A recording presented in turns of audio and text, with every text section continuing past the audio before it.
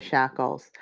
My name is Chaplain Euvonka Farabee, and I am your host for the show. For those of you who have watched my show over the years, you know we deal with everything dealing with the incarcerated, disenfranchised, and their families. But we never stop there because you don't have to spend one day behind physical bars to be in shackles in your heart and your mind.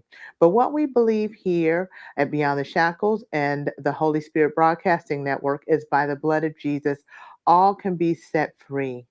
And one of the things that we like to do is to have uh, colleagues and other people in the faith that come along and help us with that freedom. And what we're going to talk about today is living a life of intentionality. As a matter of fact, the title of the show is How to Live an Intentional Life. And you might say, what is that? Well, you have to know where you're going in life, and you have to be able to give some thought process around what it is that you want to achieve. What do you think God has for you? If you've been pondering those things, you are in the right place because we have the perfect person to share with you about this. And his name is Dr. John Ughulu, and he is a husband, father, and a Amazon best-selling author and a strategist and a motivational speaker. He's authored a book called um, The Morale Booster. And what we're going to do is talk about how to have an intentional life. And I don't want to spend too much time on his introduction because I want to have time in this interview to speak with him. And he's going to join us right now. And so, without further ado, please welcome Dr. John Ukulu. Thank you so much, Euvonka. Hi. I see this as an honor and an opportunity to really speak to someone out there, to help them find their purpose. Thank you. Yes, and this has been a long time coming. Both John and I are motivational speakers. He's Les Brown certified, just as I am, and I've had such a rich experience in being affiliated with him, and I just wanted to give him an opportunity to share, specifically around his new book, The Morale Booster, because I think we all can benefit what he would have to share today. So, John, if you don't mind, what I would like you to do is just talk about a little bit what brought the morale booster into play, and why do you think it was an important publication to have in a time that we're in now? All right. Thank you so much. Now, I used to be a very shy person, so shy that I couldn't even imagine myself doing what I do now. And back then, my mom would call me when I was a teenager and she would say, John, when I was pregnant with you, I used to always have this dream. And in this dream, I would see a tall, dark skinned man dressed in suit, holding a microphone and speaking to a crowd. But whenever my mom was always telling me that, I would say, Mom, don't worry, that dream is not for me. Right? Because this young man you are talking to is battling with a high level of shyness. But my Mhm. mom, who always was a morale booster, would say, John, don't worry, just wait and see. And today I am doing what she prophesied, what she saw in her dream. And I realized that there were so many people struggling with that same limiting belief. I realized that there are so many people in this world who also need some morale boosting in Mhm. whatever they do in their careers, in their personal lives, in their businesses. Mhm. And the pandemic hit us, and it just occurred to me that this is the best time for you to activate people, let them know that they have something special inside of them. And I Mhm. just decided to come up with that word, the morale booster, and that's who I am. I have been able Mhm. to overcome limiting beliefs, Yes. and I saw it as a purpose to use that same gift that God gave to me to boost other people's morale. And the name was kind of spiritual to me, Mhm. and that was how the name came about. Help other people rise above mediocrity, help other people Mhm. understand their purpose. And that's what I do. Thank you. Now, you said a few things in there that that piqued my interest. You were talking about how painfully shy you were. Some might say, well, that's fine. I just, I'm shy and I don't want to talk to people. And people may have purpose to do other things. So it's not about making everybody being forced to speak per se. But what would you say to someone who knows they know that they have something inside of them to say, but they just haven't been able to gain the courage to step out, or they feel like every time they go to say something, something inside of them just tells them that they need to push that back down and go back into the background. What would you say for a person that is in that position? Right. First of all, I would want that person to understand that he or she was created on purpose, with a purpose, and for a purpose that is far greater than their comprehension. So Hmm. I would want to recommend that they go grab a copy of this book first. That's the first strategy, the first Hmm. step. It's titled The Morale Booster. You can find this on my website. You can go to my website, johnughulu.com, to purchase a copy. Now, in this book, I shared with everyone strategies on how to find their purpose in life, irrespective of whatever limiting beliefs that they have suppressing them, right? So, what Hmm. are limiting beliefs? Limiting beliefs are those beliefs or convictions that prevent us from achieving our dreams or our visions or our Hmm. goals, right? Hmm. So when someone has those limiting beliefs, they would feel that certain things are not possible in their lives, right? Right. But when they are able to answer these five questions I want to ask or share with you all, your life will change. Mm. These questions were the questions that changed the trajectory completely in my life. And they were questions I heard for the very first time from one of my late mentor, the late Dr. Miles Monroe. May he Yes. still rest in peace. Yes. And he said, for you to figure out who you are, to find your purpose in life, you need to find the answers to these five questions. The first question is, who am I? Who are you? Hmm. You are a child of God. You are a child of this supreme being. Then the second question is, where am I from? A lot of people think they are from originally from their place of birth. No. Where are Hmm. you from? You are from the master himself, God, the creator of the heavens and the earth. Yes. You are a free citizen of God's kingdom here on earth. Then the third question is, why am I on earth?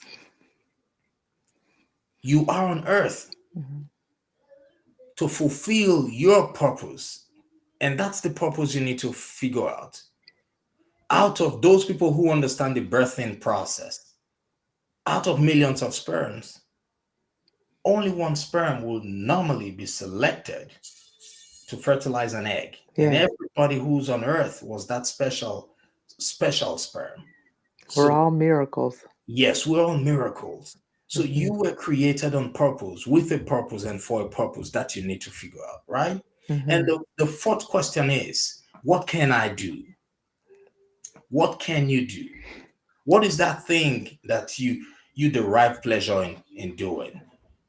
Everybody doesn't have to be a public speaker, but one thing Hmm. I know is that leaders are speakers. Yes. And we were born to do four things: to serve, to lead, to influence, and to impact. So if these four things are not embedded in what you want to take as your life work, then you need to rethink about it, right? Yes. Figure Yes. out what you can do. And the last question is, where am I going? So when if you can find the answers to those questions for yourself, your life will change. You don't necessarily have to be a preacher or a public speaker, Hmm. but you must try to fulfill those four things: to serve, to lead, to influence, and to impact lives positively. So that's my suggestion for that.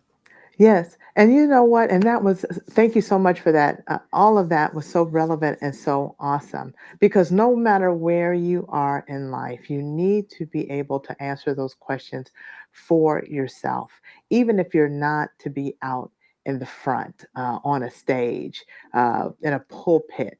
That's not in totality. God uses us all in various ways. It's an important thing to examine where we believe the will of God is taking us for our own lives. And a lot of that is born many times out of tragedy. Right. And what I would like, if you don't mind talking a little bit about it, you open your book with talking about an incident. I'm not sure how old you were, but it had to do with the realization of the passing of your father. And it caused you to ask yourself many of these questions. Could you talk to us a little bit about that and how old you were and how that made you look at your life from a perspective? Right. Yeah. And that's part of my major story. I was raised, born into this world to two amazing parents. Mhm, My dad was an influential engineer and a leader in community. My mom was a nurse who was working for the government until, things became tough for the government and they let go of so many government officials. And my mom was one of those mhm, people who they let mhm, go. But she was lucky that my dad had some savings and immediately set up a business for her. And life was good. My dad was my mentor. He was everything to me. All I wanted in life was to just be exactly like my dad. mhm, I never knew that life itself could throw curveballs until when I was in high school. mhm, My dad died. mhm. I was devastated. I'm sure so many people out there have lost a loved one and they know what it feels like. I thought that was the end of the world. Mhm, But luckily for us, our mom was able to immediately step into the role of everything. She became the mom, the dad, the uncle, the aunt, the everything. mhm, And she was powerful enough to raise us. But at some point, I realized that my dad's demise was impacting me one way or the other. I mhm, found myself hanging out with the wrong crowd. But while mhm, I was doing that, the foundational values that my father, my parents instilled in me at some point was always coming back and haunting me. yeah, That mhm, conscience was always coming and saying, look, you are disappointing your parents. You are disappointing your parents. But I was able to realign with my childhood. I was mhm, able to realign with my true purpose mhm, because of that. But tragedy sometimes could be a roadmap to your destiny. yeah, So when life hits you with curveballs, Les Brown would say, when life knocks you down, try to fall on your back. Because if you can look up, you you can, can get up. right? No condition lasts forever. Now we're talking about the law of polarity. Everything on earth has two sides. After bad comes good, right? After Mhm, rain comes sunshine. mhm, After a pandemic or a recession, expansion, massive expansion will come. So, no matter what tragedy one is faced with in life, always remember that these too shall pass. mhm, mhm. As a child of God, always remember that to everything there is what? A season, Yes. a time. Tragedy would happen, life would hit you with curveballs. How many of you know what Murphy's Law is? Murphy's Law says, what will go wrong, no matter Mhm, what you do. So we have to learn not to cry over spilled milk, but rather we should focus on profiling a solution. That's what I would have to say. Tragedy would come. A lot of terrible things would happen. Challenges will come. But inside this same world that we are, all the solutions are available. They are at our fingertips. mhm, We spend so mhm, much time focusing on the problem or the challenges that the problems have given to us, we will be blinded to the opportunities. So when something bad happens, look up because there are opportunities all around. Don't focus on that problem, focus on opportunities. Albert Einstein said, in the middle of every difficulty lies an opportunity. And I so much agree with Absolutely. I think you've been holding out on me, John. You got a little preach in you. that. Yeah, I think you got a little preach in you. But and it's hard to believe. This is to show you what God can do, because this is a man who says that he was so painfully shy, and the power of God. I know he's grateful, but I'm so grateful for prophecy. Even when you think about the Bible, a fourth of the Bible is prophecy. It's so important, and visions and dreams, and for God to have the mercy and the grace upon your mom to give her a vision so that she can impart that into you, somebody that you love and trust, to be able to speak into your life to say, hey, look, this is what I saw. I had this vision of you doing this great thing with this microphone, and you're speaking to these people because she's your mom. So I'm sure she could see how shy you were. But Right. she had the wherewithal to say, you know what, let me just share with him what I saw in my vision and what's coming from my heart. And that was such an important seed. And this is such an important thing. And I was going to ask you as well, because in your bio, you always start off saying that you're a husband and you're a father. How did this change your life in the way that you parent, or the way that you are as a spouse, to be able to move in this manner in terms of opening up? Right. You know, when I decided, when I made up my mind to start doing what I do right now, prior to that, I was not a perfect human being. I am still not perfect, right? It Mm-hmm. was a bit challenging for my family to really accept my decision. It Mm. was really, really challenging. And at some point, they felt I was going crazy because, like, you, you who cannot even sit in front of an event. If I go for parties, I like to sit at the back because of my Mm-hmm. shyness. I just didn't want any coincidence for anybody to call me and say, come out here, right? So I, it sounded crazy to them. But what my wife and my kids have come to realize now is that there is a lot of improvement, and I see it myself. That's why I'm always so proud to put it out there, because I am gradually learning.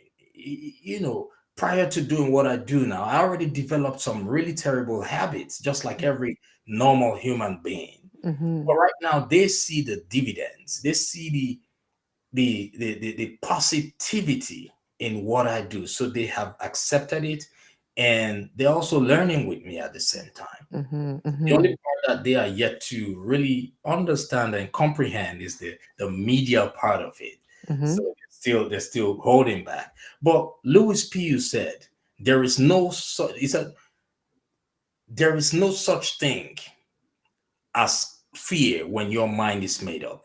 So Mm-hmm. what he said was, when your mind is made up, you become unstoppable. My mind Yes. is made up.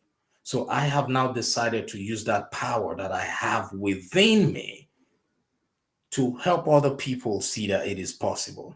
Mm-hmm. If I could transition from my terrible behaviors prior to getting into personal development and living a life worthy of emulation, Mm-hmm. that is also possible for everyone there, right? It is Right. possible. We all just need to make up our mind. You know, you said a life of emulation, and I just get a picture of you, because you have sons. Is that correct? Yes, I have three sons. How it is because they're so young and they have an opportunity to watch you as you step out on faith and you do these things. What kind of impact do you think that has on them? Because I also know that you have a foundation that just motivates young boys. I think you said, is it from age 8? Right. Um, is that correct? Yes, from Mm-hmm. 8 to 22. Yes. So how do you, when talking about emulating and you pressing through your own fears, like Miles Monroe says. He says, when you press through your fears to live your purpose, you rob the cemetery of your hopes and your dreams. All those things that won't aren't realized by people who did not go after what the visions that God put in their heart. When those young boys and those young men and they watch you, just put your money where your mouth is, so to speak. What kind of impact have you seen that have on your own children as well as those you might mentor? Wow. First of all, the kids, the young boys and girls who God has blessed me to be part of their lives, they all want to be like me Mm-hmm. right now. So that's a good sign. They all want to become servant leaders. They all want to serve at some point. They all want to lead. They all want to be influencers and they all want to leave a legacy, right? Mm-hmm.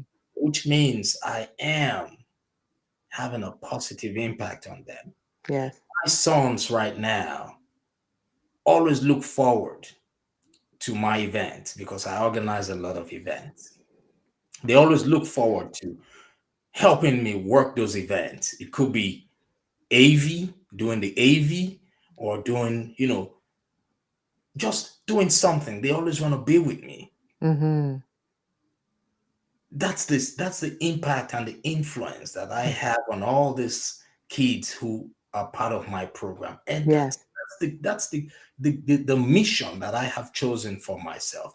My long-term goal is to help 1 billion or more people find their purpose. Mm-hmm.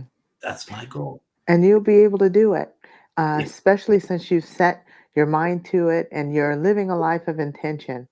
Uh, what would you suggest to someone who is really still kind of grappling with the concept of living an intentional life?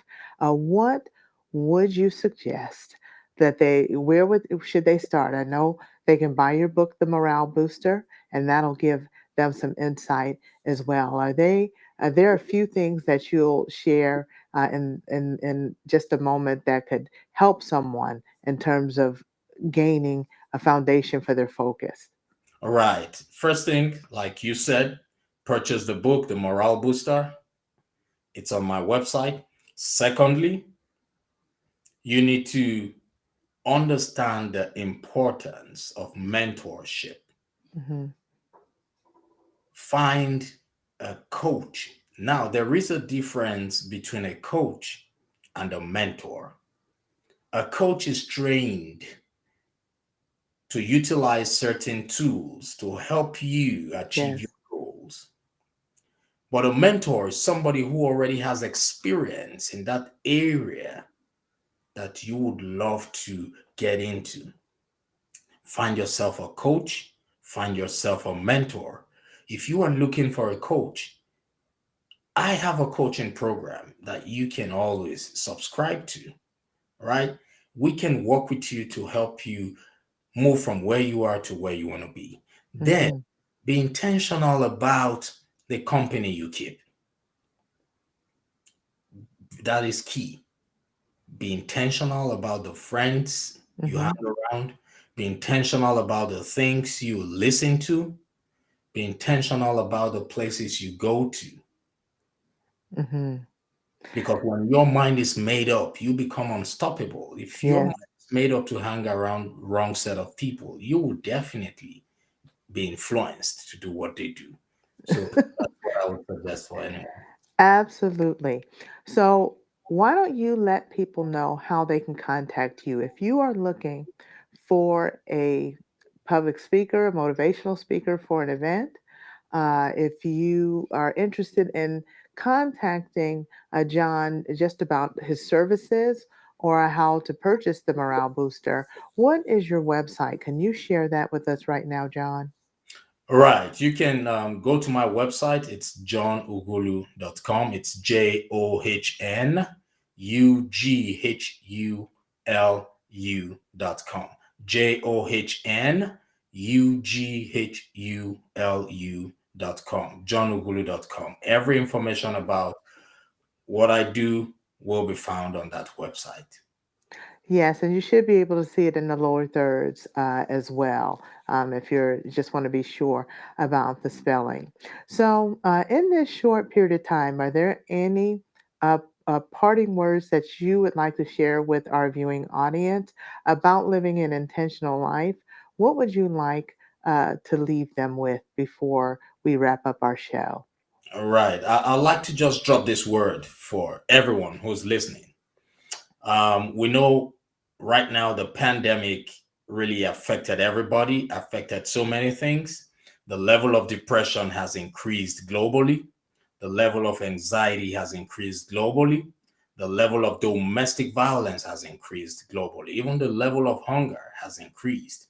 But I want you to know that no matter what life throws at you, no matter what challenges you're going through, as a child of God, always remember that to everything there is a season and a time. No matter what challenge you're going through, it shall pass. Hmm.